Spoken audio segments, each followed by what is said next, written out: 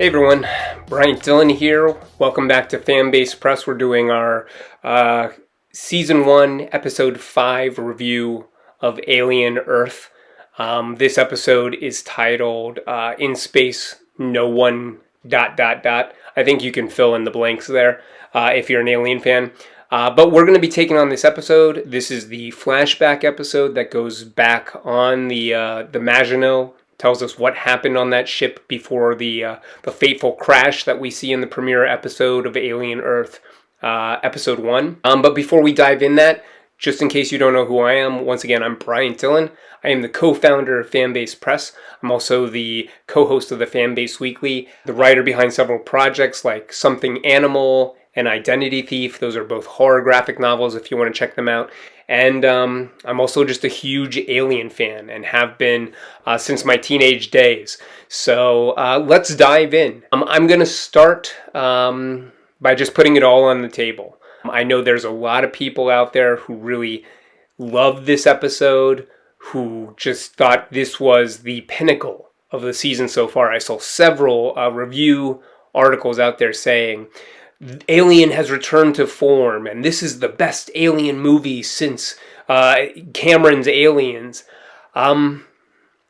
This was the most disappointing episode for me. It was my least favorite episode so far of the season, end of the series, but it provides a ton of fodder for great Alien conversation. So I'm looking forward to having that conversation with you, and we'll see how episode 6 treats me. All right, so episode 5, In Space, No One... So this is a flashback episode, as I said. It shows the events that occurred on the spaceship, the Maginot, starting 17 days before it reaches Earth with the various specimens. I think it's 5 specimens of alien life that it has captured and is bringing back to Weyland-Yutani. So the episode opens up with us essentially getting Morrow as our lead character. He is woken up by Junior Security Officer Clem from cryosleep. He becomes quickly aware that there was a fire in one of the containment rooms for the animals, or the aliens, and there are 2 crew members now who have facehuggers latched upon their faces. So Morrow jumps right into it, begins to put together what is going on, and once he's told by an engineer that the ship's navigational systems were also damaged, he concludes that there is a saboteur on the Maginot. So this is new information for us. We are learning this. Maybe we suspected this, but we're learning this pretty clearly in this episode. And the rest of the episode is Morrow trying to find this saboteur. So Executive Officer Zaveri, she assumes command of the ship, but Morrow threatens to relieve her if she does not prioritize the creatures above the crew. Morrow is very much about crew expendable. These animals are what he is here for, what he is to deliver. The crew, unfortunately, acts just painfully incompetent throughout this episode. They do not seem like a crew that is selected to handle dangerous organisms like this or special circumstances. And as they continue to make more and more unintelligent actions or poor choices or decisions, more and more of the creatures begin to escape, and more of the crew members begin to die. So this eventually results in Morrow figuring out who the saboteur is. It is Chief Engineer Petrovic, and it is revealed to us that he's behind not only the sabotage of the ship, but also at the order of Boy Cavalier from the Prodigy Corporation. So this has always been a Prodigy Corporation mission, an acquisition, if you will. Eventually, Morrow dispatches with the saboteur. He also then essentially connects the timeline from what we saw in the first episode. We see that he ends up locking himself within the mother control room. He seals himself in. Zavari is killed by the xenomorph outside the door, and Morrow kind of just leaves her to her fate. And with everyone dead, Morrow locks himself in the panic room and awaits the crash. As we wrap the episode up, back in the present, we see that Morrow now meets with Yutani, who is the new Yutani, not the member of the Yutani family that Morrow knew from 65 years ago when he left for the mission, but the one who's come into power most recently, and is currently running the corporation.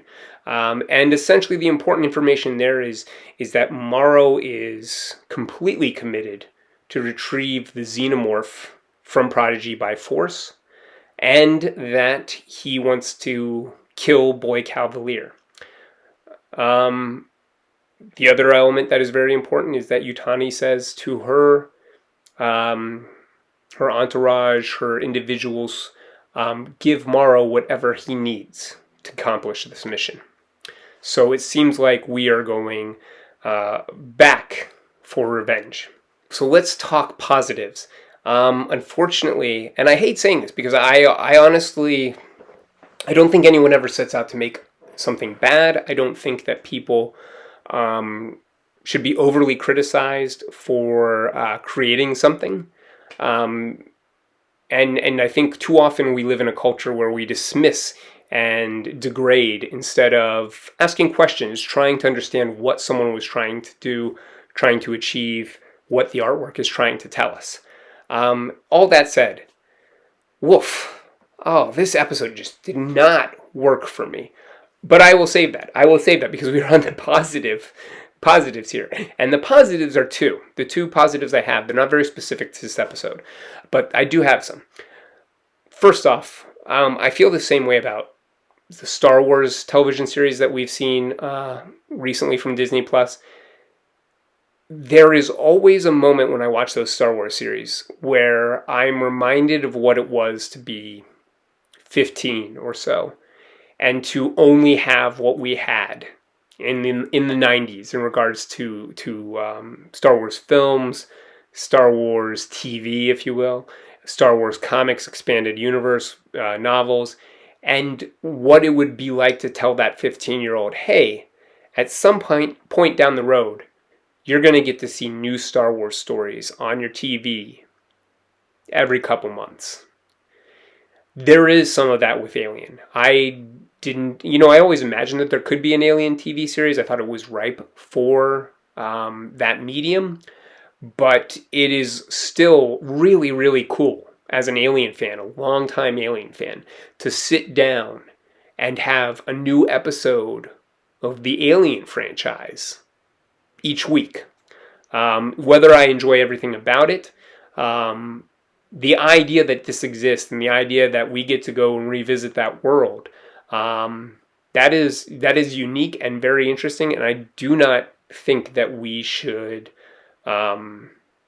minimize it. I don't think that we should minimize it or dismiss it because it's a gift in many ways. It's a gift, and if it's not a gift for you and you want to walk away, I'm not going to hold I'm not going to hold anything against you. I'm not going to suggest that you are some sort of specific whatever. I'm just going to say, either it's for you or it's not. And it's important that we understand that just because something doesn't work for us doesn't necessarily take away from the luck we have as fans to live in such a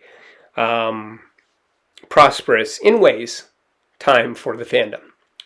Okay, well, that's out of the way. Let's get to the negatives, because that's the majority of this episode for me, unfortunately. But again, some interesting things to review. So let's start with what I really struggled with this episode. I think the most difficult thing for me is how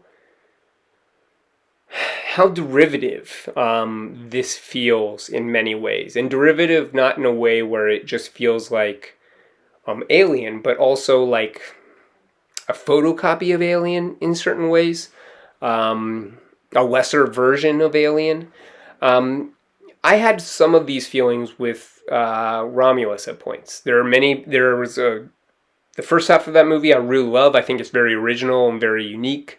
The second half of the movie, I feel like there are so many times that I'm feeling like, oh, this is put in because it was in a previous movie. Oh, this is put in because it was in a previous movie. Oh, this is put in because it was in a previous movie. And I don't mind nods like that. I'm usually more forgiving of fan service and of Easter eggs because I think that's part of the game.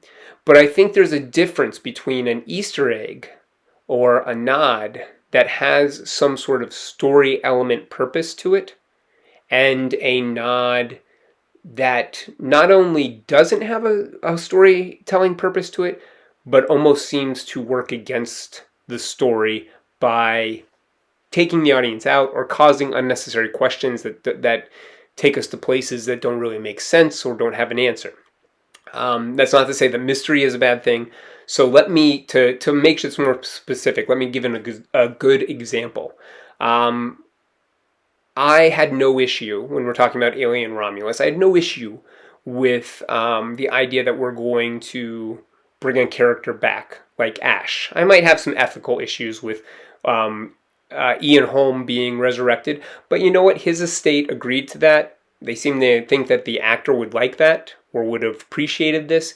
And so, I kind of leave my issues at the door with that point. If they want to do a deep fake or some other CGI version of Ash or Ian Holm, that's acceptable. This character in Alien Romulus was named Rook, I know, not Ash. So please don't send me any angry emails. I do know that. But here's why I keep referring to him as Ash. This element felt like a video game in the movie. It was very interesting to have Ash as a personality or as a figurehead or face of the company of Weyland-Yutani reappear. That's really interesting, especially to have him as a villain throughout Romulus. But why is he wearing the Nostromo science officer outfit from Alien 1979? I mean, this is the kind of thing that you would do in a video game because you go, well, we don't know if everyone's going to recognize that character if we don't put him in the exact same outfit, or even maybe you only have so much in the budget for the game. You can only do so many renders, so you just use the science officer outfit since that's already rendered. But when we're talking about Alien Romulus, this character was a quote-unquote secret android or synthetic on the Nostromo. He was undercover. People didn't look at him and go, oh, there's an android. They did not know.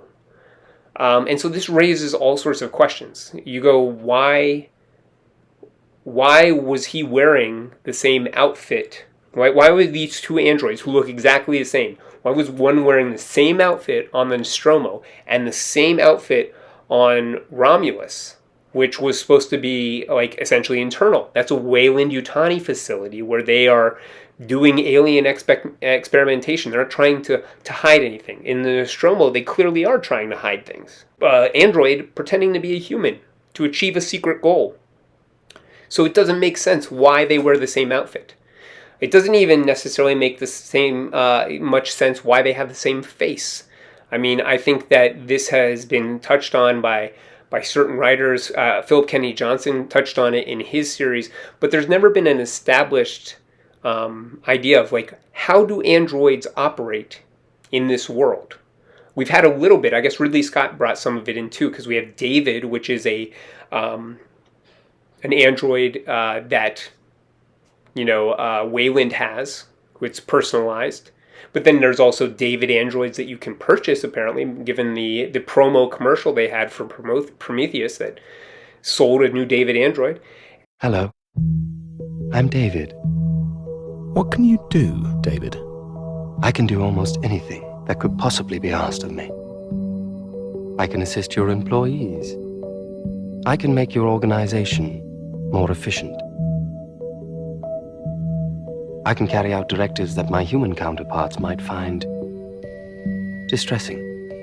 And then with like Bishop, I mean, are we to assume, like, I don't even know. I think you just get into a place of like, how does this work? If you're walking around the Marine barracks or the Marine headquarters, might you run into another Bishop android? And how do you know which Bishop is your Bishop? Are all the Bishop androids referred to simply as Bishop? And we, I've even had conversation with fans about this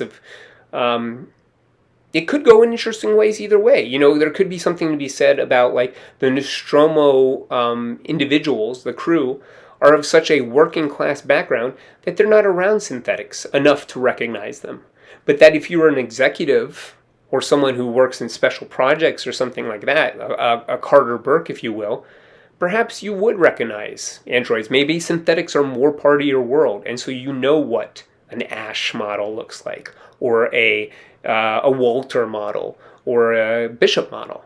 But the problem is we don't have a definitive answer on them. So set the synthetic questions aside.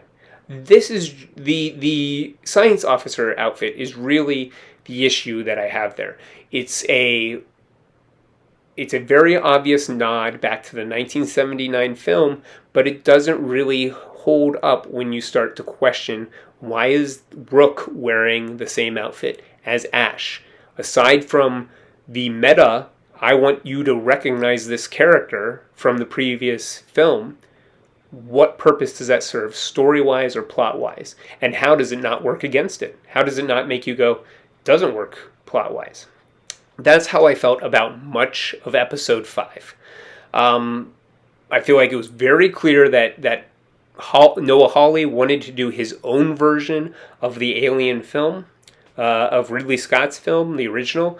And some of that worked, but unfortunately, too much of it felt like a over-budget fan film. It didn't seem to have the artistry or care or intelligence that I see in Ridley Scott's films, or in that Cameron film, or frankly, in David Fincher's Alien 3. It seems like it wants to ape that stuff. It wants to mimic the feeling of Alien, but it doesn't do so in intelligent ways. It's rehashed, it's reheated, and it's nowhere near the same quality. Another time that I felt like this was watching the first AVP film for the first time, where I feel like there are some things that I can praise in that film, but so much of it is below the quality of what has come before and the approach, and it ends up just feeling lesser. It ends up feeling cheap to some degree. I will also say I was just left with so many questions. And unfortunately, my worry is that so many of these questions will not be answered, and B, if they were answered, the answer would simply be, well, we thought, the creators or showrunner thought this would be cool. The end. And I just think the Alien franchise is a little bit more insightful and intelligent than that. So let me just share a few things that I feel about this. Maybe you feel differently. I'd love to know your thoughts down in the comments below. Not going to take any offense if you felt differently, and please feel free, respectfully, to argue your case. So things that really stand out to me when I think about this derivativeness being an issue for me. The Nostromo and the Maginot seem like the same ship. Internally, they look nearly identical. Why? Why would this be the case? If one ship is hauling ore and is the equivalent of a tugboat or truckers in space, and one is this highly, highly, highly important, and one would assume well-funded mission by Weyland-Yutani, specifically to get dangerous alien organisms back to Earth, why are we using the same ship? I mean, Prometheus has already established that there are different classes of ship, that we have different levels of wealth and tools and funding for things that are truly important. So why does it feel like the crew of the Nostromo and the crew of the Maginot are traveling in the same kind of vehicle? It just doesn't make any real sense when you think about it.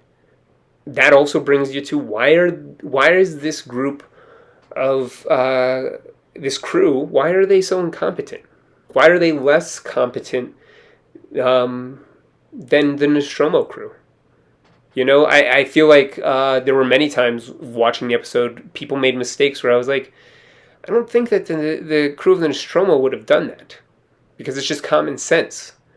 Even the Prometheus crew, which, from my own opinion, gets rightly criticized for some of the illogical choices that they make. At the same time, I could make an argument that says the Prometheus crew is jazzed about finding extraterrestrial life, about finding their makers. They're going off of passion that scientists have for discovery. And so, yeah, maybe they take some risks that are really out there, but those choices might not be logically intelligent, but maybe we can understand them emotionally. The other thing about the Prometheus crew is the Prometheus crew isn't anticipating hostile aliens. The Maginot crew should be, right? I mean, in theory, they know they're going to get hostile aliens, and even if they didn't, one would have to assume that once they get those beings, once they have those creatures, they know they're hostile. They're feeding them. They know they're dangerous to some degree. Maybe they don't understand the danger completely. Maybe there's some arrogance. But they treated this mission with, I don't know, less caution, less dedication, less discipline than the Nostromo hauling ore and having to stop and check out a random signal. That doesn't make sense to me without some sort of explanation as what happened. I saw someone suggest online that perhaps the more competent members of the crew were killed off, as we know that several members of the crew were either deceased or attacked. Still, I don't understand. I think that if you were doing a mission like this, you would select the ship that you wanted, the crew that you wanted, and they would be the very best, the very most competent people. And Morrow seems to reflect that. Morrow is the one individual who seems entirely dedicated and willing to do what's necessary and knowledgeable, intelligent, smart. So that doesn't make sense to me either, because he's not a hidden figure. He is a member of this crew. The other members of the crew, one would think, would reflect less the Nostromo crew and would be more of like this specialized team ready to take on this mission for Weyland-Yutani. There's other things I could expand on, but I still think it's weird that we don't really know what this mission is about and why. Especially the big why for me is, after Alien Earth, why did the Weyland-Yutani ever need to look for xenomorphs again? I mean, it seems like they should have access to them or access to their genetic code, and if not, then in Romulus. It feels like we're making it harder and harder to believe that the alien, the xenomorph specifically, is hard to acquire. The other one that's just weird is Tang. This guy clearly set up to be creepy, but not really have any payoff. It seems like there was an insinuation or an instruction to play it like Ash. I saw so many people assume, like I did, that he is a android.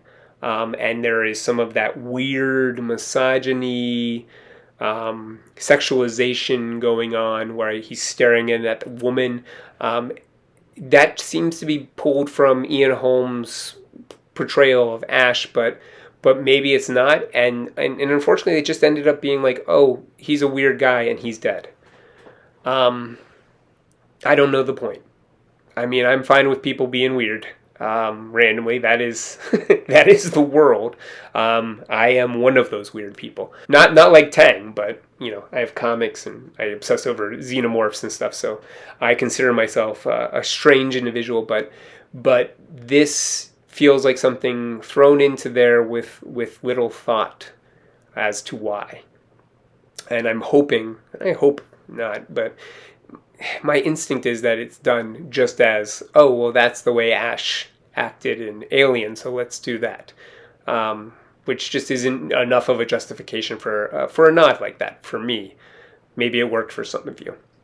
So another thing that I seem to be at odds with when it comes to the majority of the fan reactions I see out there in the Alien fandom is that I am not connected to Morrow as much as others are. I haven't mentioned it yet, so I guess I should mention it. There are some interesting revelations in this episode about Morrow. One of the big ones is that he had a daughter. We see a scene with him and his daughter before he goes on this 65 year mission. We see that he receives notice, I think when she's around 19, that she died in a fire back on Earth, but that he still needs to fulfill his contract, fulfill his mission that he is, currently in progress in. And sure, this humanizes Morrow a little bit. You understand the connection, the sacrifice that he's made. And a lot of people, a lot of fans I've seen react out there saying, oh, this makes him like the hero of the story. This totally changes my opinion of him. Now, like in the first movie or in the first episode, he seemed really cold and calculated. And in this one, he's just done with everyone. He's done with incompetence. I just didn't get that read from it. I understand Morrow. I can understand that Morrow is more capable and more skilled, maybe more admirable or honorable in certain senses than other characters. But I don't know that I feel like he's sacrificing more than other characters. I don't think that he's more oppressed, more under the thumb of the company than other members of the, other characters. And so he doesn't stand out to me. He still seems cold. He still seems calculated to some degree. He's the one who is enforcing the crew expendable rule when he wakes up. And I mean, I guess maybe an argument can be made like, oh, all these people knew that was what it was going in. Okay, I don't know that makes it okay, or that it makes him more sympathetic than others. I don't know that I have a ton of sympathy for this character. I understand this character a little bit more, but I'm not attached to him. Morrow still seems like someone who is very self-involved, very motivated by only his individual goals. And I think what I get more from this story than feeling like, oh, Morrow's my boy. What I get more from this is, oh, this is a demonstration of capitalism projected forward at this point, and to even a greater, exaggerated level. Individuals are pitted against one another. They have connections to family. They have human connections or human wants and needs and desires, but they're inside a system that tells them the way you get those things is by stepping on others to get them. And Morrow very much seems willing to play by those rules. So yeah, in some ways I am sympathetic to him in the fact that he is part of the system, but I'm also unsympathetic to him in some ways because he is almost eagerly part of the system. And so I don't know how I feel about that. I've mentioned already that I have a big issue with the xenomorph look, and especially its sort of body language, the stage acting, if you will, taking place there. And I don't know. I guess I should tell this story. There was a friend of mine, Christine Chester, who was part of Fanbase Press at one point, a contributor, part of the podcast. And at some point, we took her through the Alien films. She had never seen them. And after showing her the first Alien film, I just remember one of her comments was that she thought it was very impressive in certain ways, that it held up the effects. But there were other times that she could tell it was just a goofy guy in a suit. I don't feel that way about Alien, and it definitely it hurt me right here to hear that about something I hold so dear. And I'm not looking to debate that opinion, but I bring up that story because there were moments in this episode where I wanted to laugh or thought it looked like a parody in the way that the alien was moving. I've even seen someone cut some of the alien movements in one of the halls where it's like sneaking or dancing to like a dance beat, and that just hurts right here as well.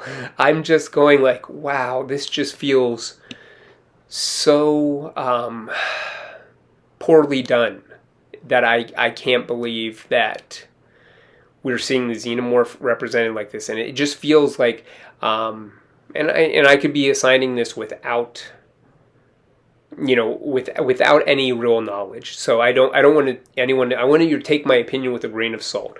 But the feeling that I get that is disappointing to me is that Noah Hawley sees this thing, the creature, the xenomorph, as the equivalent of like Mike Myers or Freddy Krueger.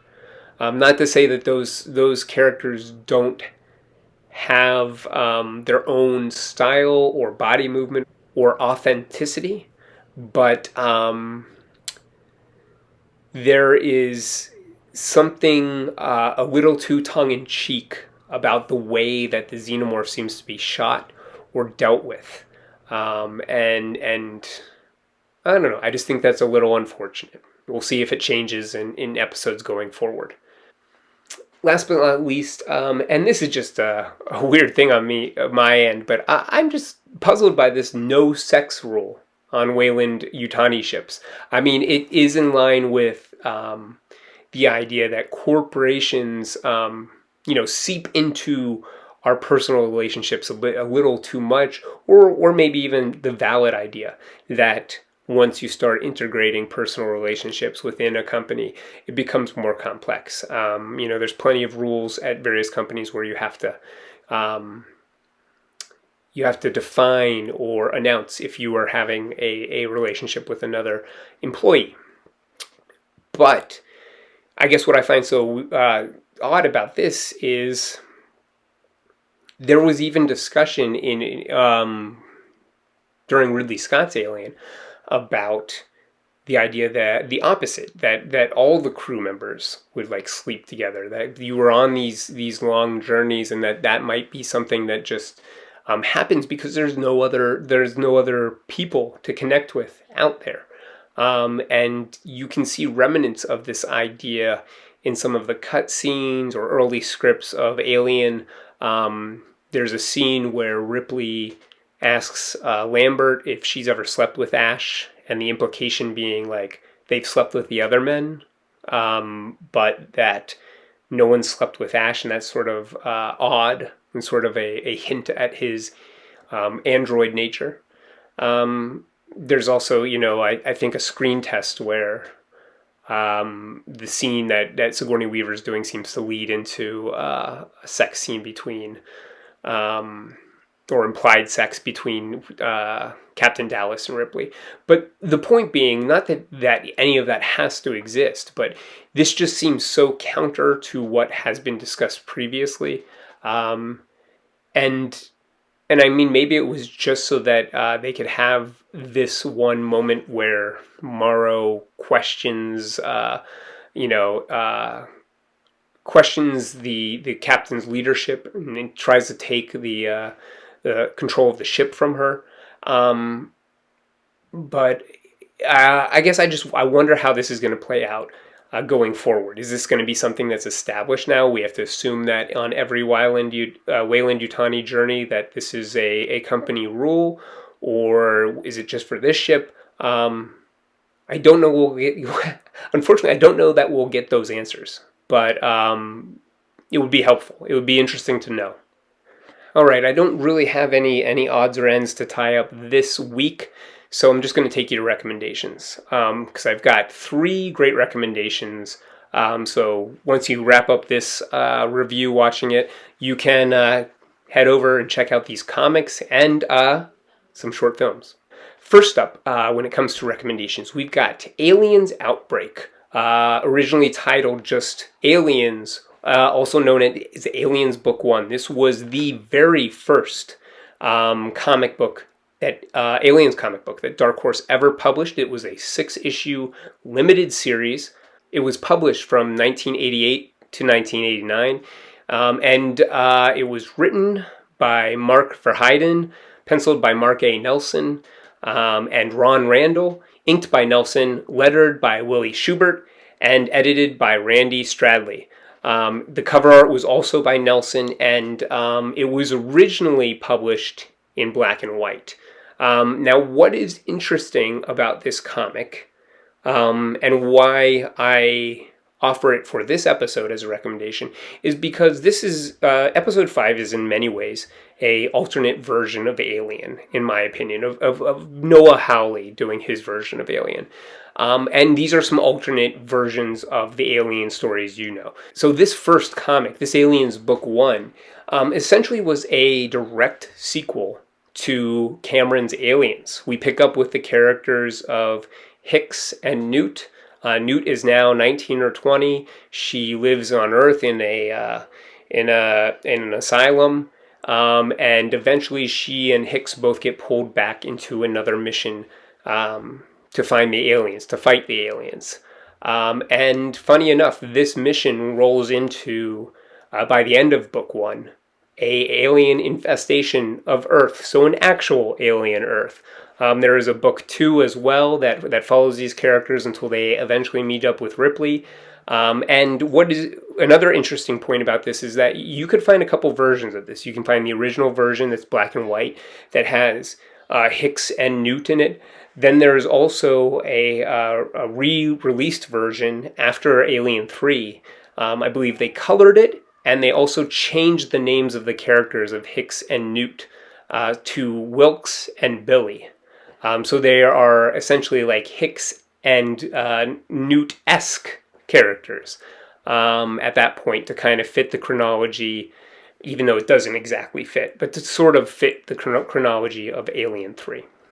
Another alternate Alien take is Alien, the original screenplay comic. So this was something, one of the last Alien projects that Dark Horse did. It was a 5-issue comic book adaptation for Dan O'Bannon's original script for Alien, and this was published in 2020.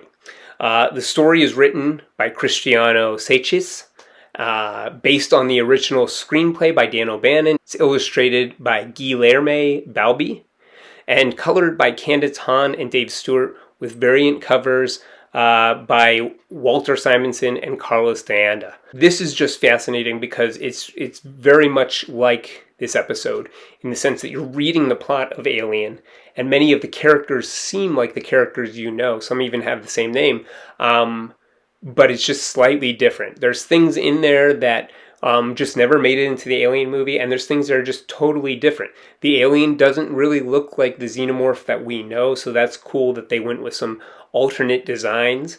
And we get to see things like the alien pyramid. This was originally intended instead of the derelict ship holding the eggs when the Nostromo crew went down to LV-426. They would first find the derelict ship. They would then find an alien pyramid where the passenger from the derelict ship had gone in and been exposed to the eggs. Now, Alien eventually combined these two things to save money and time, but here it's present in its original form. And there's lots of other little twists and changes like that within it. So definitely check that one out. Since I offered a lot of criticism about this episode being sort of like a fan film, I wanted to offer why I might think that.